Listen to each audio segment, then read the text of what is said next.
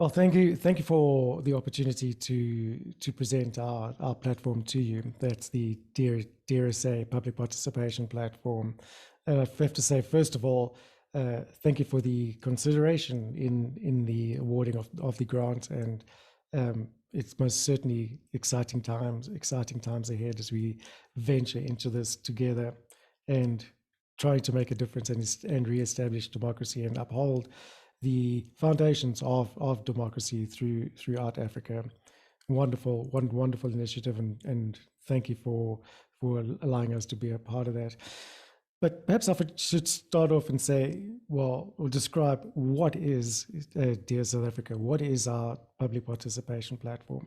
And it's exactly that. It is just a public participation platform, which started out as a sort of side project, which kind of took on a life of its own. And what a wonderful life it has been so far. We are officially a registered nonprofit organization based in South Africa.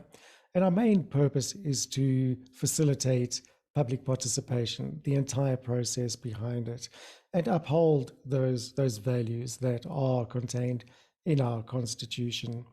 And they say we don't just facilitate the process, we also monitor the process. We make it transparent, completely transparent and open to the public.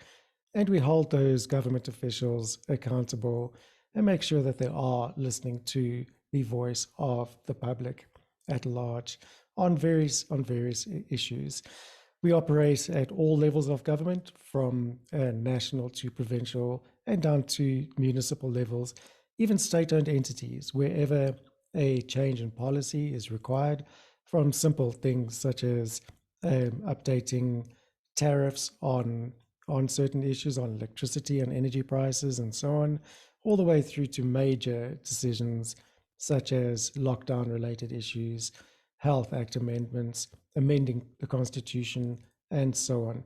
We bring the information to the public, and we make it accessible, and we deliver each public comment as an individual submission through to government.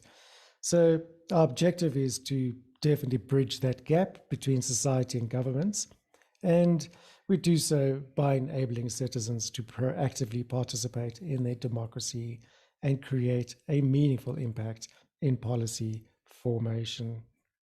Now, that's a brief introduction as to what we are as an organization, but how do we actually create impact, and how do we do that through our platform?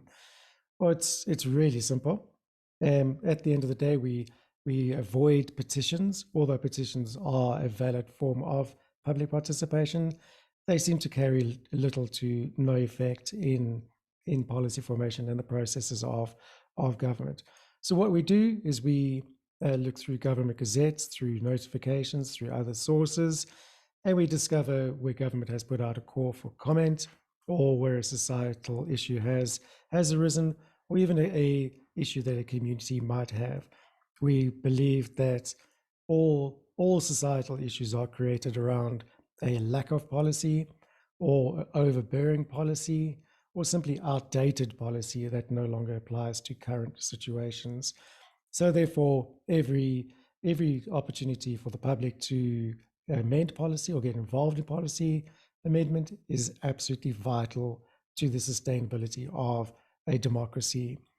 And the more people that participate, the better. So we offer people an opportunity to have their say on that. As I said, the system then takes their comment, converts it into a legal presentation, and delivers it as an individual submission through to the correct government representative, where we can track if it has been acknowledged and considered, and we keep a public record and produce reports thereof at the end of the day for public viewing and to make life easier for government.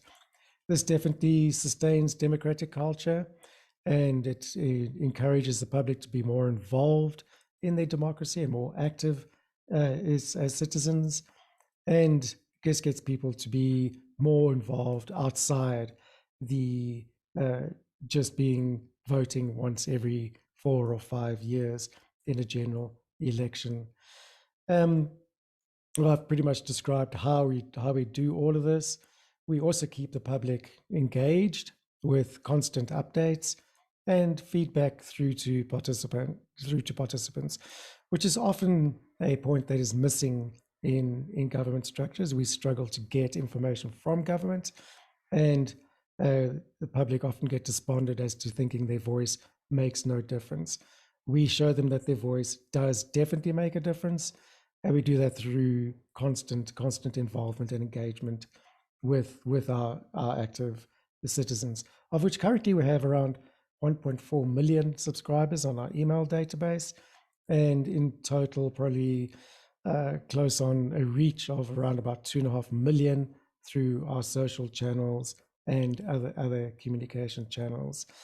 And we've seen a definite uptake in public participation, as it has finally given people a sense of trust in the government, that processes will be adhered to, and that their voice is actually correctly represented in Parliament or provincial structures.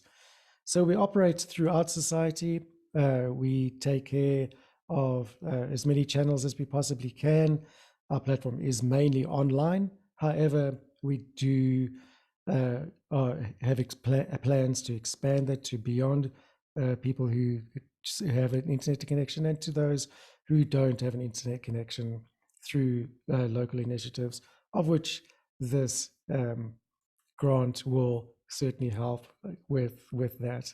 Other challenges we can expect are hardware issues. We currently have, as I said, 1.4 million active subscribers, and if all participate at once, the system does experience an overload issue.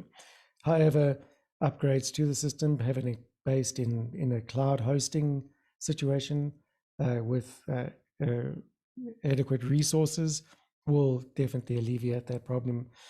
Poor participant adoption is through to education problems as to the importance of public participation and the impact that it does carry through active participation.